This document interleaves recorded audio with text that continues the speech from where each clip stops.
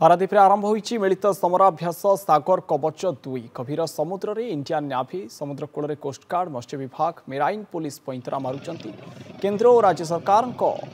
18 ऊर्ध्व विभाग एथिरे सामिल होइतिबा बेले सकाळू रेड टीम रो 5 जन को धरिबारे सफल होईची ब्लू टीम ए संपर्क में मत्स्यजीवी मानक सहित अधिक आलोचना करिसंती आम पारादीप प्रतिनिधि अरुण कुमार ओझा।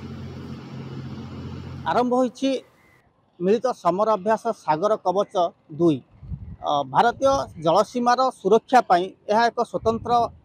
व्यवस्था बा समर अभ्यास करा जाए जो सबु विभाग मध्य समन्वय रक्षा करने केंद्र एवं राज्य सरकार विभिन्न विभाग ए भाग नहीं। आम बर्तमान नेहरू बंगलार फिशिंग हार्बर भितर रहीचु। आम सीधा सड़क मत्स्यजीवी सहित कथा कारण मत्स्यजीवी होती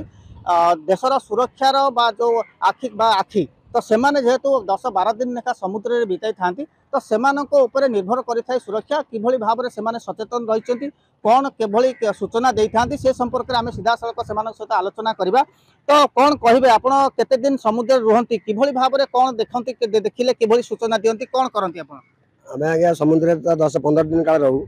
तेणुक बाहर कौन डंगा कि बोट देखिले जदि गोटा जगह स्थगित से रहे आम फिशिंग करता जब स्थगित रहे आम चिंता करूँ ये कहीं फिशिंग तो करूनी ये कौन ये रही तेणुक आम अलग बोट को फोन करूँ भाई ये कौन एमती रही आप कटका कौन नवा समस्त मिलमिशी आम कहूँ आम आम आश्वासन जनवा खबरटा तार बाबू मैंने जहाँ विचार करेंगे से बाबू बोट फोट पठेगी देखती। तो आपन केते सचेतन रही जेहेतु देशर सुरक्षा आपन 10-12 दिन रहउचंती समुद्र भितर आपन केते सचेतन रही केते बार माने देश प्रति आपनकर केमती रही भावना जे आपन किभली भाव देश को सुरक्षा करि परिबे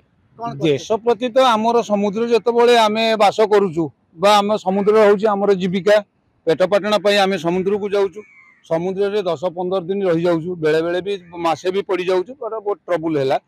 तापर आमे देश पई आमर जो वर्तमान बाहर देशर जो टलर बा बाहर देशर डंगा आ बाहर देशर सन्त्रासवादी माने आमे देखिले आमे तुरंत कौन करो माने आमर एसोसिएशन को फोन करो वालेस कला भितर तार एसोसिएशन से डिसीजन नबो तापर आउ जो आमर जो वर्तमान नेभाल जो देइचंती जो बटम जो लगेइचंती ताकू तो कहीं आमे टिपिला बेलू को कहीं कोउडो होउनी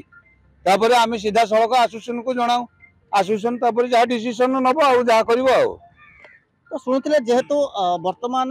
देशर सुरक्षा प्रति मत्स्यजीवी माने निश्चित सचेतन रही जो आभिमुख्य रही कि देशर सुरक्षा रहिबो जलपथ दे जो भली भाव में आतंकवादी माने पशिबार बा प्रवेश करिवार संभावना रही सन्त्रासवादी मानक पई सेमाने सजग रही से जो समर अभ्यास होउची समर अभ्यास पाखापाखि 18 ऊर्ध्व विभाग ए सामिल रही केंद्र एवं राज्य सरकार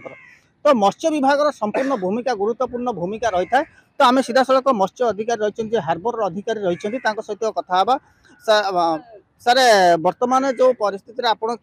समर अभ्यास चली आप बुलूँ देखुं केमती कौन सजग रही आप कौन सब देते ट्रेनिंग कौन सब चली बर्तमान सुधा केते प्रोग्रेस है आपंकर धरले आम सका पूरा सका 7:30 रु 7टा 7:30 आम सजग अच्छु आमर अधिकारी मैंने सब सजग अच्छा बर्तमान सुधा आम पाखापाखि 5 जन 6 जन को रेड फोर्सेस आमर जो अच्छा जो मैंने मिलित एक्सरसाइज रे आमर जो कोस्टल सिक्योरिटी एक्सरसाइज रे जो आमर जो समराभ्यास चली से